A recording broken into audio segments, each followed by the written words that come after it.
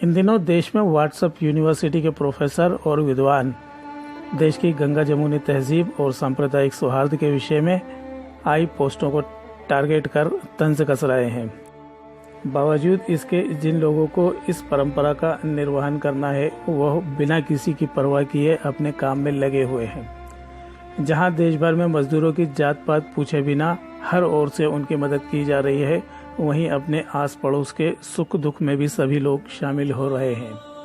निमाड़ में पिछले दिनों 2 ऐसे मामले सामने आए जिनमें लोगों ने वचनाओं को तोड़ते हुए अपने पड़ोसियों का सम्मानजनक तरीके से पूरे रस्म रिवाज के साथ अंतिम संस्कार किया। पहली घटना 25 मई को खरगोन की है। यहाँ के आनंद नगर में रहने वाले एक मजदूर नाथ्या की मौत हो गई।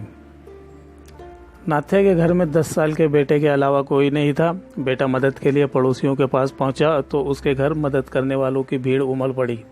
कोरोना संक्रमण की परवाह किए बगैर पड़ोसियों ने, जिनमें अधिकांश मुस्लिम थे, अंतिम संस्कार की तैयारियां शुरू कर दी। देखते ही देखते शव यात्रा निकली और पूरी रीति रिवाज के साथ नाथ्या का अंतिम संस्कार किया गया।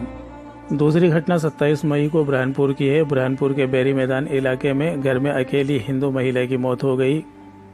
पड़ोसियों को जब इस बात की जानकारी मिली तो यहाँ भी लोग अपने रिश्तेदार की तरह उसकी मदद के लिए पहुँच गए।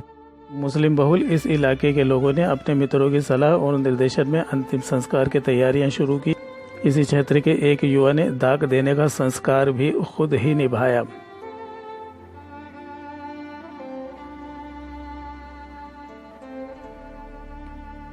दृश्य मार्मिक दृश्य था कि जिस परिवार में गमी हुई उस परिवार का बेटा मात्र 10 वर्ष का था। उनके रिश्तेदार कोरोना संकट के चलते हुए उस परिवार में उपस्थित नहीं हो पाए।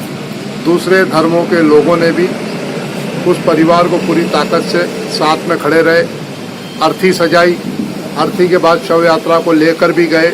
जहाँ संस्कार की क्रियाएं जब होती है रीति रिवाज के अनुसार, उस क्रिया में भी पूर्ण रूप से उनका साथ रहा। उन्होंने कंडे लकड़ी जिस तरीके से जमाते हैं उस तरीके से जमाया और नथुलाल की शरीर को अंतिम चीता जब सौंपी, जब उस बच्चे ने, तो उस आखिरी अंतिम चीता जब चीता को दाग दे रहे थे, उस वक्त भी उस बाकी धर्मों के लोग उसके साथ थे। ये बड़ी एक खरगोन शहर के लिए मिसाल है।